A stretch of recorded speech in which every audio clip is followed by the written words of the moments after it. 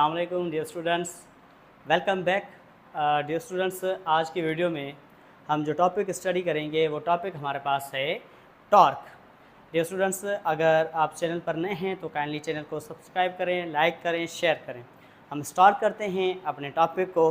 तो dear students, हम start करते हैं इस डायग्राम से। फर्स्ट करें, हमारे पास ये एक रॉड है, हमारे पास ये एक रॉड है और ये रॉड हमारे पास जो है एक फ़िक्स एक्सिस पर और रोटेट करेगी।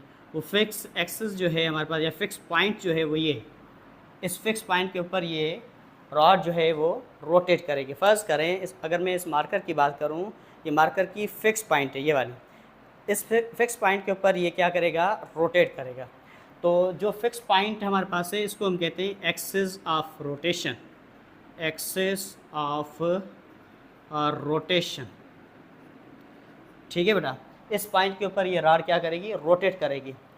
अब अगर हम यहाँ से फोर्स एक्ट करते हैं, यहाँ से हम फोर्स एक्ट करते हैं, फ़र्ज़ करें जिस पॉइंट के ऊपर आप फोर्स एक्ट कर रहे हैं उसको हम कहते हैं line of action of force, line of action of force.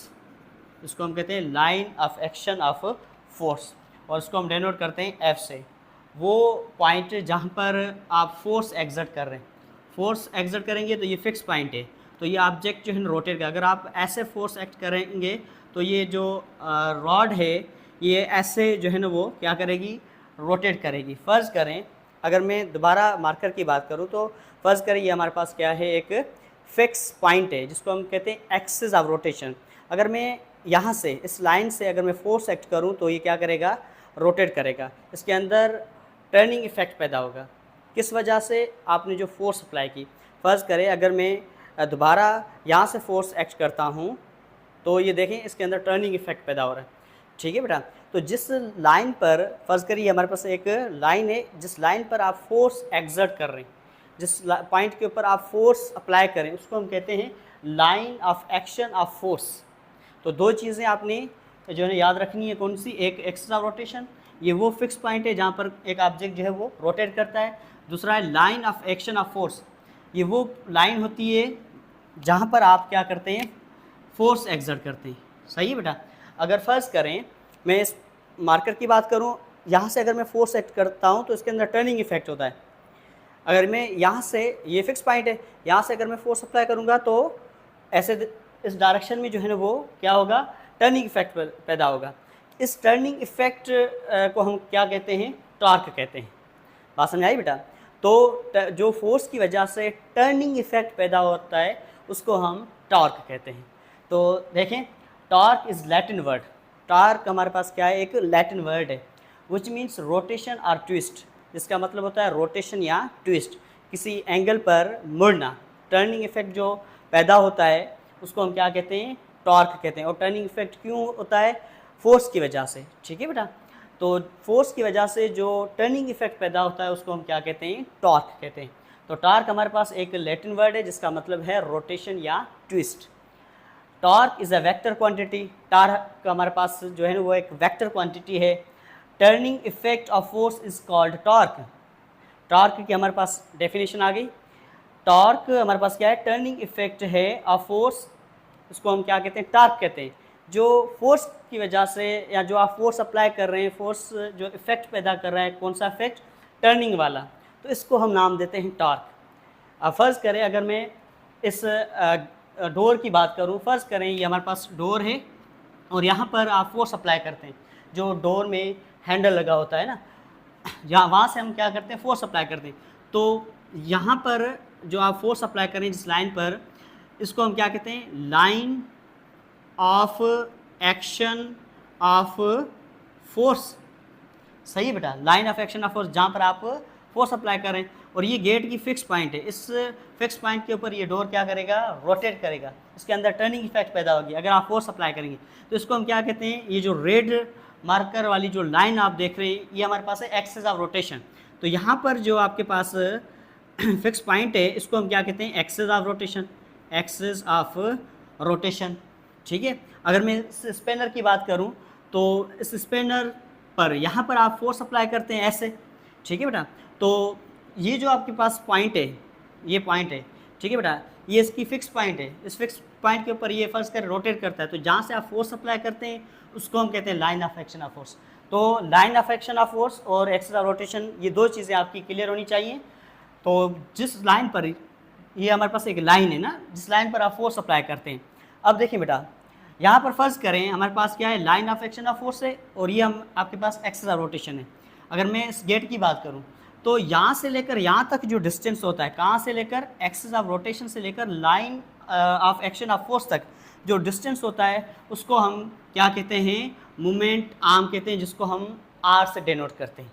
ये एक परपेंडिकुलर डिस्टेंस होता है। अगर फर्ज करें यहाँ पर देखिए, अगर आप लाइन ड्रॉ करते हैं तो यहाँ आपके पास क्या है, line of action of force, और यहाँ पर आप फोर्स अप्लाई करते हैं। तो यहाँ से लेकर एक्सिस ऑफ रोटेशन तक जो डिस्टेंस होता है उसको हम कहते हैं मोमेंट आर्म, ठीक है बेटा।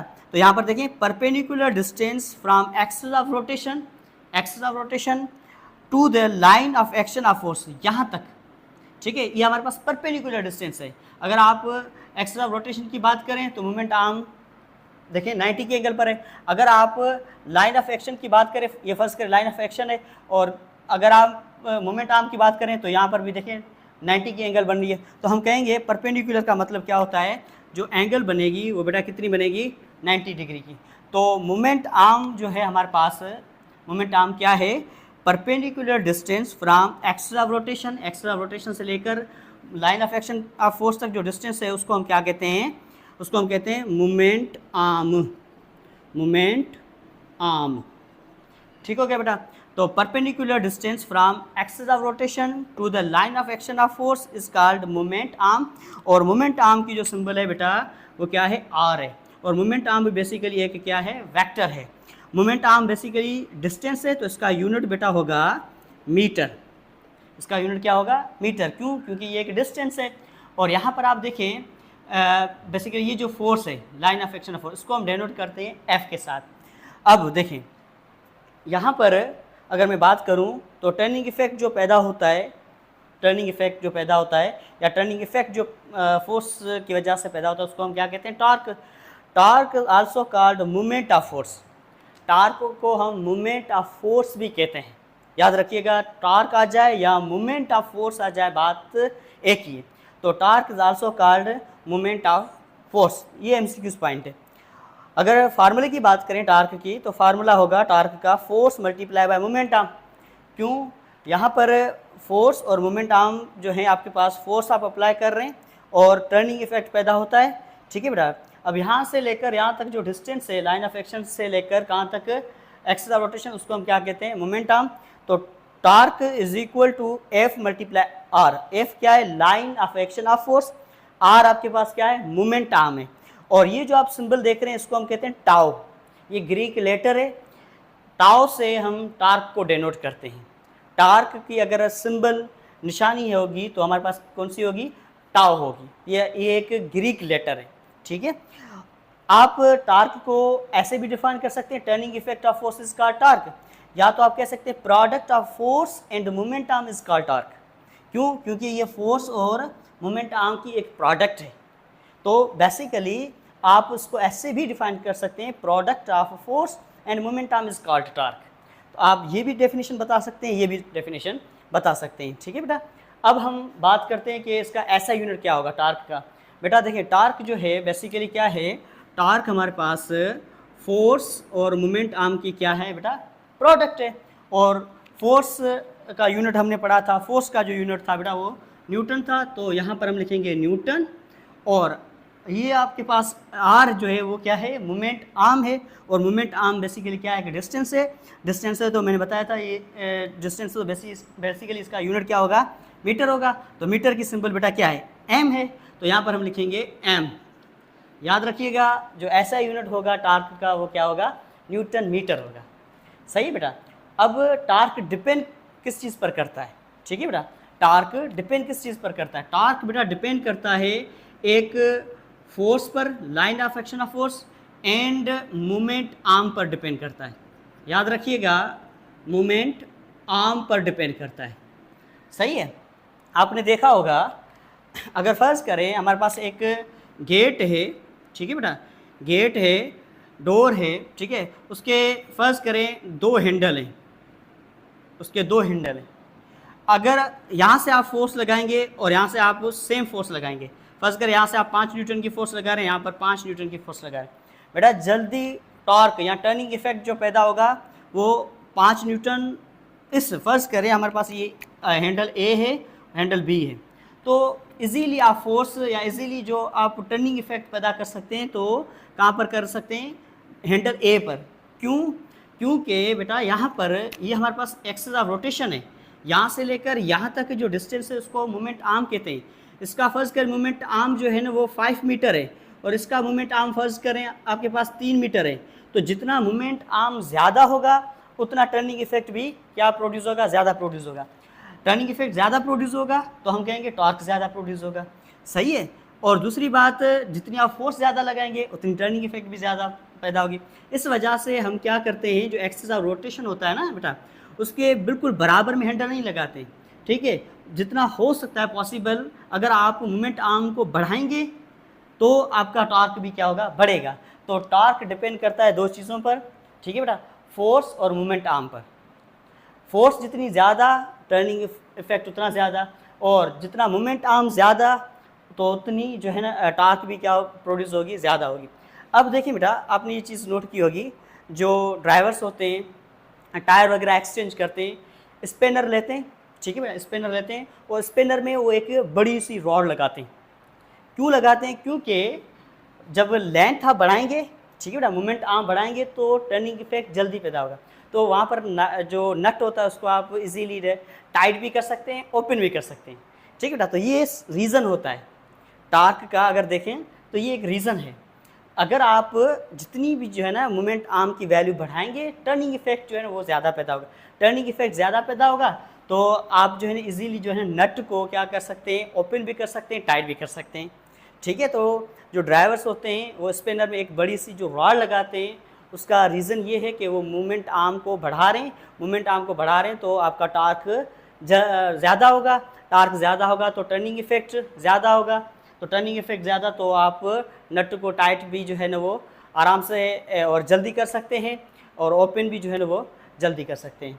तो बेटा ये आपके पास जो है ना वो टार्क किन चीज़ों या किन फैक्टर्स पर डिपेंड करता है, तो फोर्स एंड मोमेंट आर्म पर डिपेंड करता है।